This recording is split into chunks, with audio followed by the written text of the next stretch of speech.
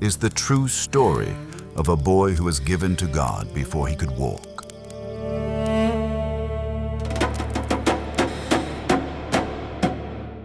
Raised among priests who had turned corrupt, and one night, in the dark, heard a voice call his name.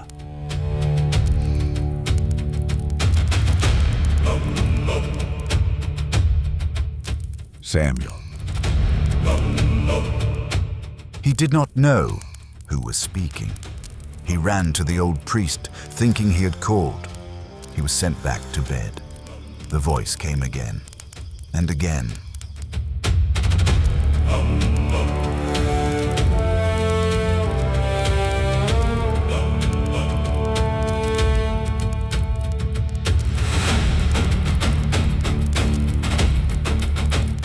The first message God ever gave this boy was so terrible, he was afraid to repeat it.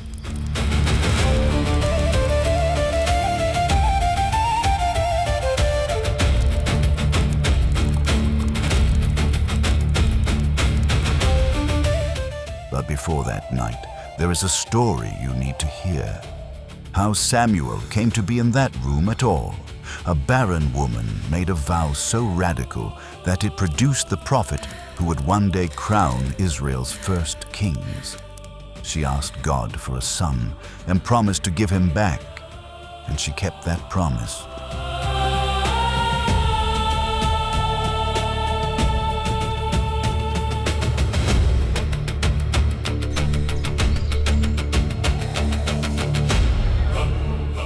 Stay with us until the end, because you will see what it costs to be chosen by God before you are old enough to understand it, what happens when God speaks after years of silence, and why the first words he chose to say changed everything.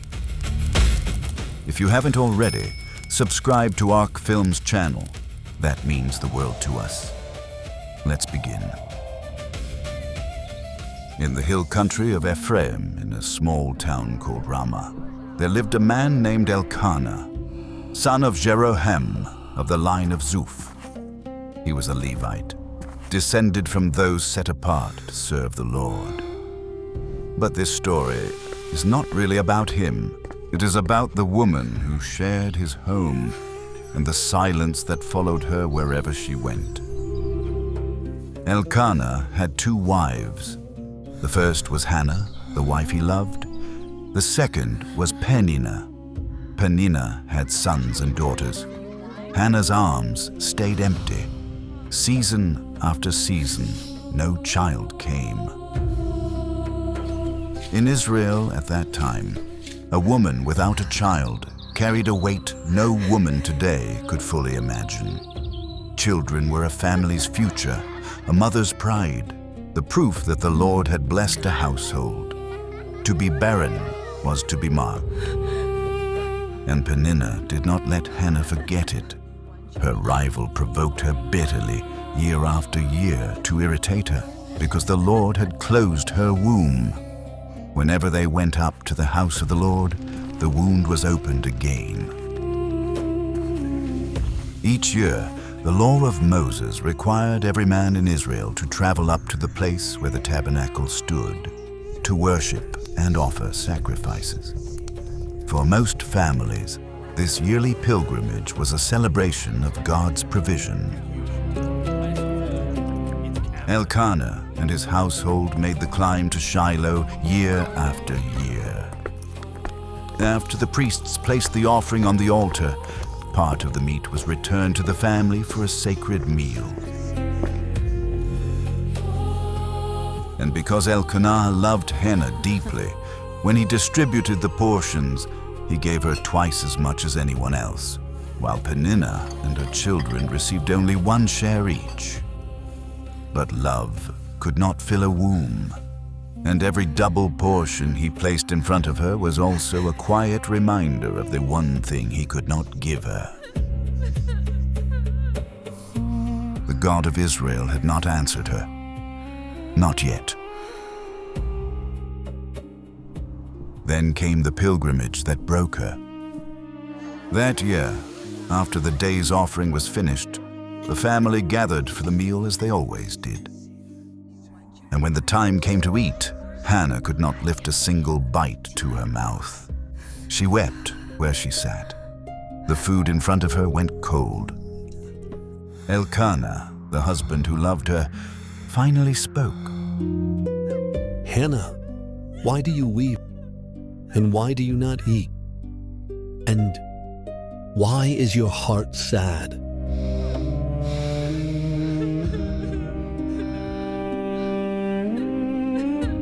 Am I not more to you than 10 sons? He meant well. He always did. In that culture, 10 sons was the picture of a household perfectly blessed by the Lord, the highest measure of a man's joy as a father. Elkanah was asking Hannah, in the gentlest way he knew, whether his love alone could fill the empty space those sons would have filled. But love alone could not measure what she was carrying, so she gave him no answer at all. The others around the table ate and drank, the way they did every year. And when everyone had eaten and drunk their fill, Hannah quietly rose from her place. She had something else to do. She left the family meal behind and walked alone toward the Tabernacle of the Lord. There, beside the doorpost, sat Eli the high priest, who had served the Lord and led Israel for many years. He watched her approach. She was deeply distressed, and she prayed to the Lord, and she wept bitterly. Years of grief poured out of her at the threshold of his house, and not a single word of it left her lips. And in the middle of that silent prayer, she made a vow. O Lord of hosts, if you will indeed look on the affliction of your servant and remember me, and not forget your servant, but will give to your servant a son, then I will give him to the Lord all the days of his life, and no razor shall touch his head. In Israel, a vow before the Lord was no light thing. The law of Moses commanded that whoever made one must keep it without delay, for the Lord would surely require it. Hannah was not pouring out an emotional plea. She was binding herself by a promise that could not be unmade. And the vow she chose was the heaviest of all. She promised that no razor would ever touch the boy's head. This was the mark of a man set apart to the Lord from birth. Like Samson before him, dedicated to his service for the whole of his life. She was asking for the one thing she had longed for all her life, and she was promising to give him back the moment he arrived. Eli kept watching her. As she went on praying before the Lord, he saw her mouth move, but no sound came from her lips. Hannah was speaking only in her heart, pouring out her grief in silence. That silence was the kind of prayer Eli had never seen. In those days, worshippers prayed aloud, and at the festivals, wine flowed freely. A woman near the doorpost of the Lord's house, with her lips moving and no voice coming out, her face wet with tears, looked to him like a woman who had drunk too much. He drew the wrong conclusion, and he drew it out loud. How long will you go on being drunk? Put your wine away from you. Hannah did not flinch. She lifted her face and answered the priest with a dignity no drunken woman could have summoned. No, my lord, I am a woman troubled in spirit. I have drunk neither wine nor strong drink, but I have been pouring out my soul before the Lord. Do not regard your servant as a worthless woman, for all along I have been speaking out of my great anxiety and vexation. Something in her voice stopped Eli completely. He did not apologize. He blessed her. Go in peace, and the God of Israel grant your petition that you have made to him. Let your servant find favor in your eyes. She walked back to the tent. She ate, and her face was no longer sad. The next morning, Elkanah and his household rose early. They worshipped before the Lord one more time, and then they began the long journey back down to Ramah. Once they were home, the Lord remembered her. In due time, she conceived and bore a son, and named him Samuel, which in Hebrew means asked of God. I have asked for him from the Lord. When the next pilgrimage to Shiloh came around, Elkanah prepared to go up with the household, taking with him the yearly sacrifice and the offering to pay his vow. Hannah did not go. As soon as the child is weaned, I will bring him, so that he may appear in the presence of the Lord and dwell there forever. In Israel, a mother nursed her child for years, often until the boy was 2 or 3 years old. Hannah would have only those years with him. Do what seems best to you. Wait until you have weaned him only. May the Lord establish his word. He loved her. He honored a vow he had not made. And so Hannah stayed home with the boy and nursed him, and the years she had with him were already counted. The day finally came. Samuel was weaned, old enough to keep the vow his mother had made before he was born. She gathered the offering, a 3-year-old bull, an ephah of flour, and a skin of wine. With Samuel beside her, she and her household made the climb to Shiloh. The hills she had once walked in grief, she now walked with the answer to that grief in her arms. When they arrived, they slaughtered the bull and brought the boy to Eli. Oh, my Lord, as you live, my Lord, I am the woman who was standing here in your presence, praying to the Lord. For this child I prayed, and the Lord has granted me my petition that I made to him. Therefore I have lent him to the Lord. As long as he lives, he is lent to the Lord. And then Hannah did not collapse. She did not weep. She lifted her face and sang. My heart exults in the Lord. My horn is exalted in the Lord. There is none holy like the Lord, for there is none besides you. There is no rock like our God. The bows of the mighty are broken, but the feeble bind on strength. The Lord kills and brings to life. He brings down to Sheol and raises up. The Lord makes poor and makes rich. He brings low and he exalts. The barren has borne 7. He raises up the poor from the dust. He lifts the needy from the ash heap to make them sit with princes. She had walked into Shiloh with a son in her arms. She walked out with a song in her mouth, and the boy who had been given to her was now given back. Elkanah and his household went home to Ramah. The small boy stayed behind, ministering to the Lord in the presence of Eli the priest. But Samuel was not growing up in a holy place. The 2 sons of Eli, Hophni and Phinehas, were also priests at the Tabernacle, but they were worthless men who did not know the Lord.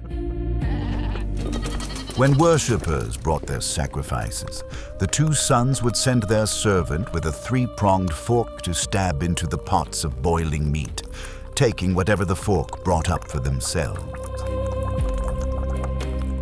There was worse.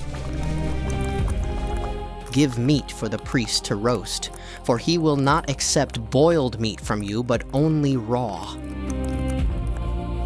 You must give it now, and if not, I will take it by force.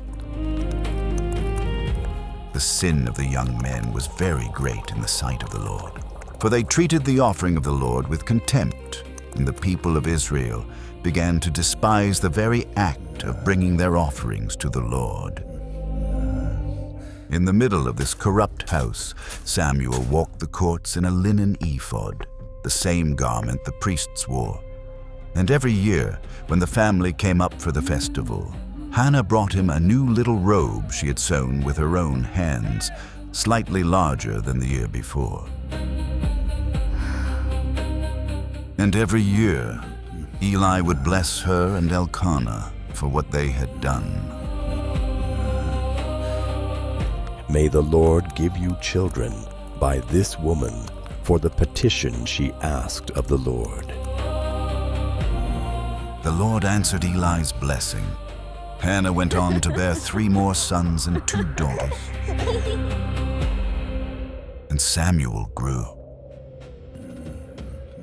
Eli was very old now, and he heard all that Hophni and Phinehas were doing. They were sleeping with the women who served at the entrance of the tent of meeting, and Eli finally confronted them. If someone sins against a man, God will mediate for him. But if someone sins against the Lord, who can intercede for him?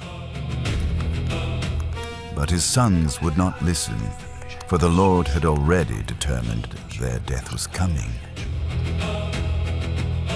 Meanwhile, Samuel grew in favor with the Lord and with men. And in those days, a man of God came to Shiloh and stood before Eli with a message from the Lord. Those who honor me I will honor, and those who despise me shall be lightly esteemed. The days are coming when I will cut off the strength of your father's house. Both your sons, Hophni and Phinehas, shall die on the same day, and I will raise up for myself a faithful priest who shall do according to what is in my heart and in my mind. The man of God left. Eli said nothing, and somewhere in the courts, Samuel had just heard the prophet pronounce God's judgment on the household that had raised him. In those days, the word of the Lord was rare in Israel. There were no frequent visions, and the people had grown used to a God who no longer spoke. One night, Samuel was lying down in the tabernacle, in the room where the Ark of God was kept. Eli was asleep in his own place. His eyes were growing dim now, and he could no longer see well. The lamp of God, the sacred lampstand that burned continually before the Lord as a sign of his presence, had not yet gone out. And in the dark, a voice called Samuel's name. Samuel. Samuel sat up and ran to Eli, certain the old priest had called him. Here I am, for you called me. But Eli said he had not called. He told the boy to lie down again, so Samuel went back to his place. And again, the voice came in the dark. The same thing happened a second time, and then a third. Samuel did not yet know the Lord. On the third time, the old priest finally understood. The Lord was calling the boy. Go, lie down, and if he calls you, you shall say, Speak, Lord, for your servant hears.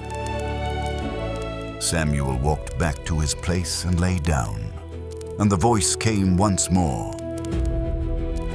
Speak, for your servant hears. The boy who had been born from a silent prayer had just answered the God who once heard that prayer. The voice did not stop after Samuel answered. God spoke to the boy through the rest of the night, and the first message he gave him was terrible. I am about to do a thing in Israel at which everyone's ears will tingle. On that day, I will fulfill against Eli all that I have spoken concerning his house. His sons were blaspheming God, and he did not restrain them. The iniquity of his house shall not be atoned for by sacrifice or offering forever. The first words God ever spoke to Samuel were a verdict against the man who had raised him. Years before, an anonymous prophet had walked into Eli's chamber and pronounced the very same judgment. That man of God had spoken once and disappeared, but his word had not. Tonight, the Lord himself was confirming every part of it and placing it on Samuel's shoulders to carry forward. Samuel lay in the dark until morning. When dawn came, he rose and opened the doors of the house of the Lord, just as he did every other morning. But on this morning, he was afraid to tell Eli what he had heard. Eli called him over. What was it that he told you? Do not hide it from me. May God do so to you, and more also if you hide anything from me of all that he told you. Samuel told him everything. He hid nothing. And Eli, for all his weakness, gave the only answer a man in his position could give. It is the Lord.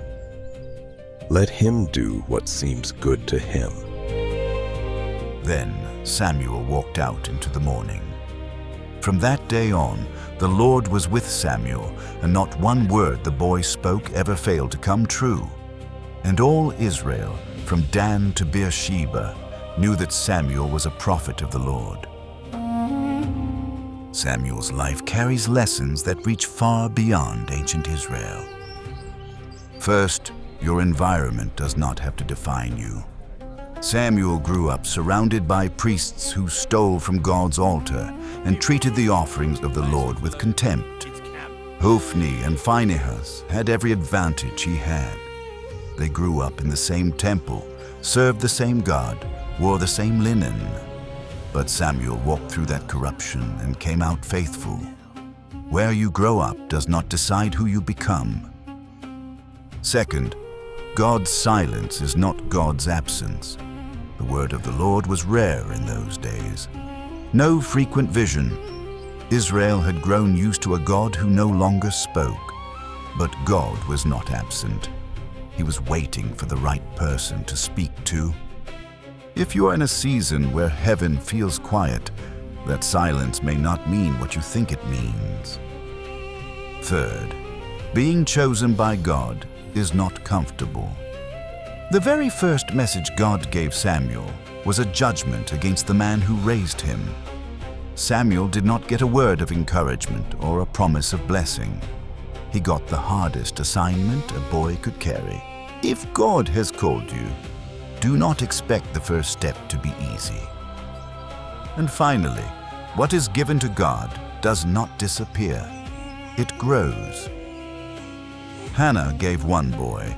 God turned that boy into the voice of an entire nation, the prophet who would one day crown Israel's kings. This is only the first episode of Samuel's story.